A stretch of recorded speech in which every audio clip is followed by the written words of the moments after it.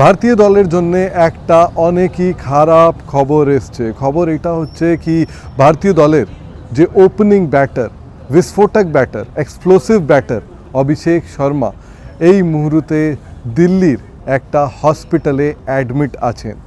হ্যাঁ, আপনি একদম ঠিক শুনেছেন। অভিষেক শর্মা, যিনি মুম্বাইয়ে ইউএসের বিরুদ্ধে প্রথম বলেই প্যাভিলিয়ন চলে গেছিলেন আর ফিল্ডিং করতে নামেননি, ওনার শরীর ভালো নাই। স্টমাক ইনফেকশনের জন্যে অভিষেক শর্মা একটা হসপিটালে দিল্লিতে ওনাকে অ্যাডমিট করা হয়েছে সোমবারে।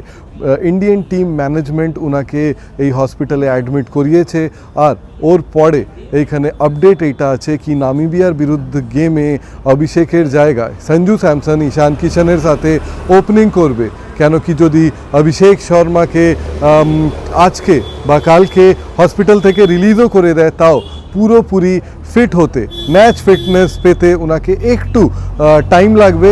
আর ভারতীয় দলের ম্যানেজমেন্ট এইটা চায় কি অভিষেক শর্মা সেকেন্ড স্টেজ এই বিশ্বকাপের তখন রেডি থাকুক, পাকিস্তানের বিরুদ্ধে হাই ভোল্টেজ গেমের আগে রেডি থাকুক। আর এই জন্যে নামিবিয়ার বিরুদ্ধে গেমে ওনাকে প্লেইং 11-এর বাইরে বসানো হবে।